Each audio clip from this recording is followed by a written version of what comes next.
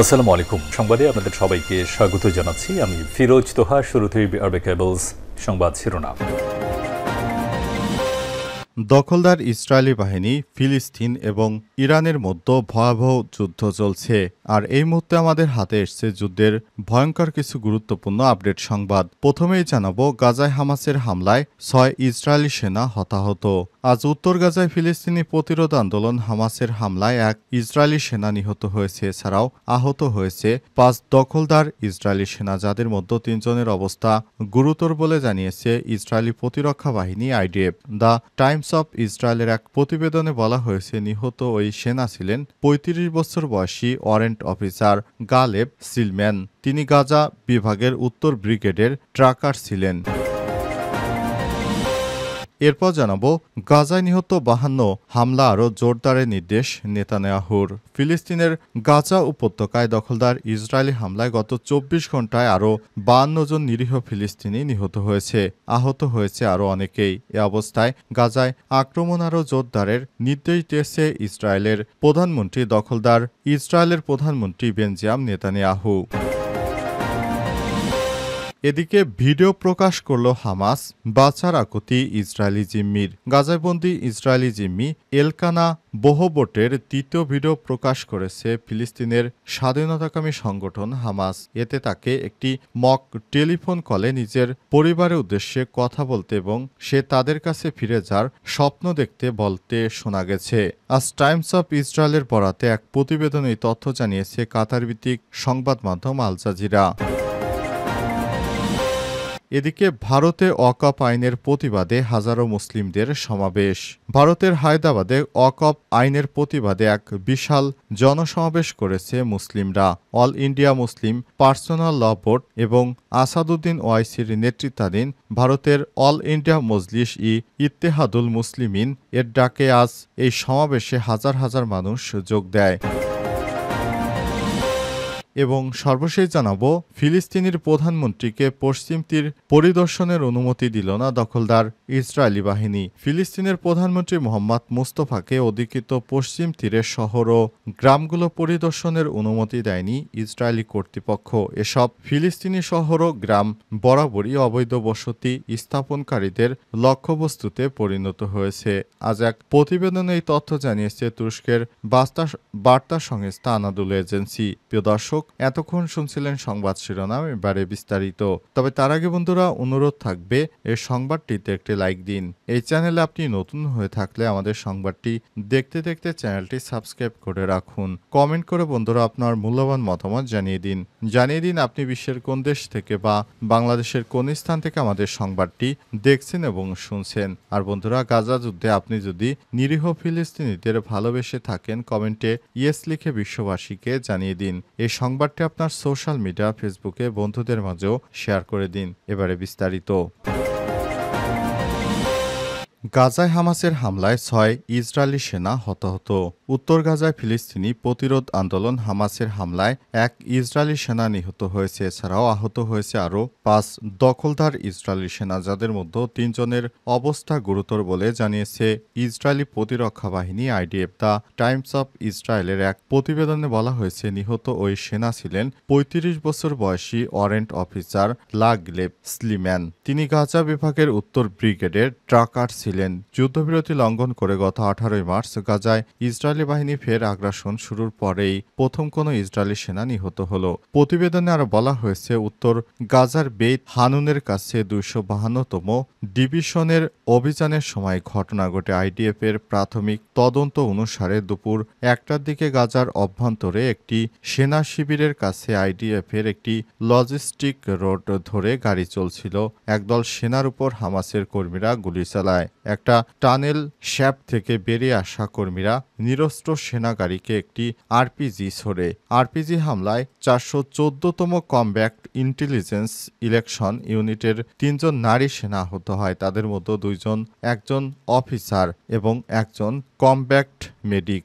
সেনাবাহিনী জানিয়েছে, হামলার পেছনে হামাস যোদ্ধাদের নির্মূল করার লক্ষ্যে আইডিএফ এলাকায় একের পর এক হামলা চালিয়েছে। এ অবস্থায় বর্তমানে সেখানে অবস্থা থমথমে বিরাজ করছে।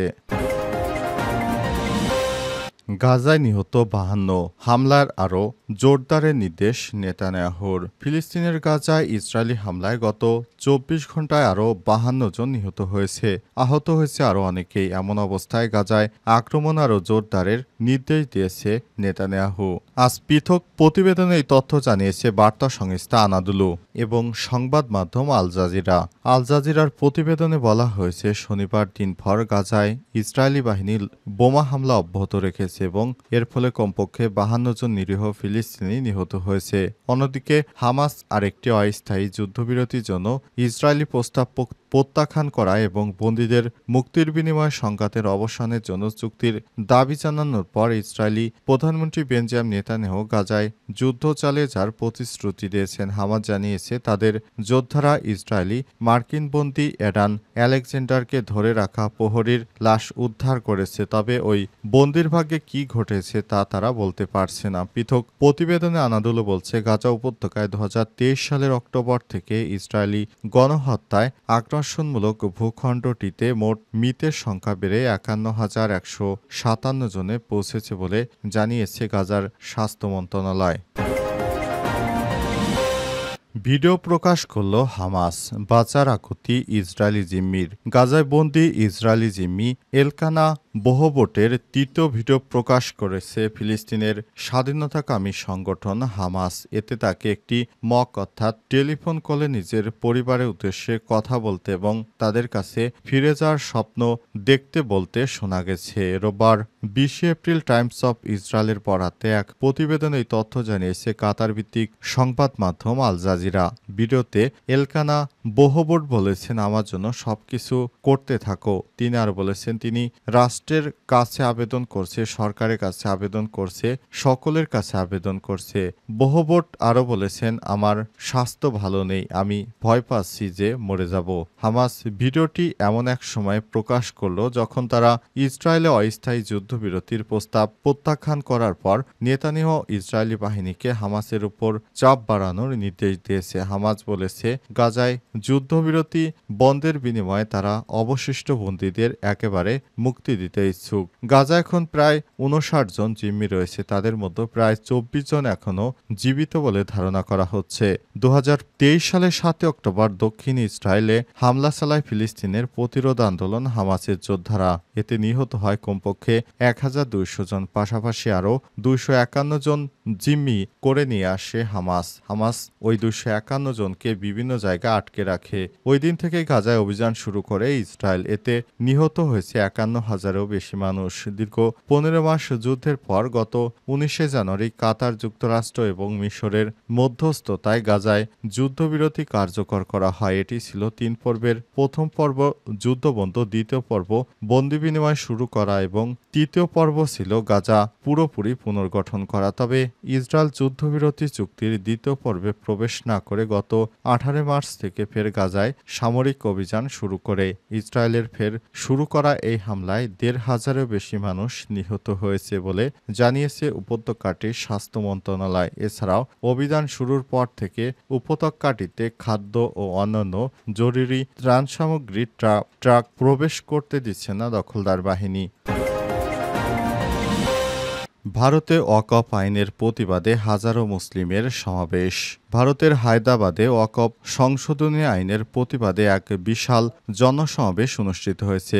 অল ইন্ডিয়া মুসলিম পার্সোনাল ল বোর্ড এবং আসাদুদ্দিন ওয়াইসির নেতৃত্বাধীন অল ইন্ডিয়া মজলিসি ইত্তেহাদুল মুসলিমিন এর ডাকে শনিবার 19 এপ্রিল রাতে ওই সমাবেশে হাজার হাজার মানুষ যোগ দেয়। সংবিধান বাঁচাও, ওয়াকফ বাঁচাও শীর্ষক ওই সমাবেশে উপস্থিত ছিলেন ভারতীয় কংগ্রেস, ভারত রাষ্ট্র সমিতি, OISR কংগ্রেস পার্টি এবং দাবির মুনেত্র করগম সহ একাধিক রাজনৈতিক দলের সদস্যরা। OISM এর সদর দপ্তর দারুস সালামে আয়োজিত সমাবেশ থেকে আগামী 30 এপ্রিল রাত 9টায় ঘরে ঘরে আলো নিভিয়ে বাতিগুল প্রতীকী প্রতিবাদ পালনের উদ্যোগ ঘোষণা করা হয়েছে। সমাবেশে AIMIM এর প্রধান হায়দ্রাবাদ সংসদ সদস্য আসাদুদ্দিন ওয়াইসি বলেছেন, আমরা মাথা নত করব না, যারা আমাদের মুছে দিতে চায় আমরা তাদেরই মুছে দেব। এ সময় তিনি আরো বলেছেন, সংসদে আমি যে আইন ছিঁড়ে ফেলেছিলাম তা শুধু মুসলিমদের পক্ষেই নয় বরং সব ধর্মের মানুষের হক হয়ে কাজটি করেছিলাম। এই ধরনের দমনমূলক আইন সবাই ক্ষতিগ্রস্ত হবে। সমাবেশে AIMPLB এর সভাপতি মাওলানা খালেদ সাইফুল্লাহ রহমানিয়া বলেছেন, আমরা আদালতের উপর আস্থা রাখি, আমরা বিশ্বাস করি এই আইনের উপর স্থগিত আদেশ আসবে। এ সময় তিনি অভিযোগ করে বলেছেন, এই আইন ওয়াকফ সম্পত্তি পুনরুদ্ধারকে প্রায় অসম্ভব করে তুলেছে। তার মতে আইনটি কার্যকর হলে মুসলমানরা নিজেদের জমির উপর ভিজিটর হয়ে পড়বে। মক্কা মসজিদ থেকে যে কোনো মসজিদকে ওয়াকফ নয় বলে ঘোষণা করা যেতে পারে। ভেতরে ঢুকে কেবল দর্শনার্থীর মতো দেখা যাবে। কত ভয়ঙ্কর এই আইন!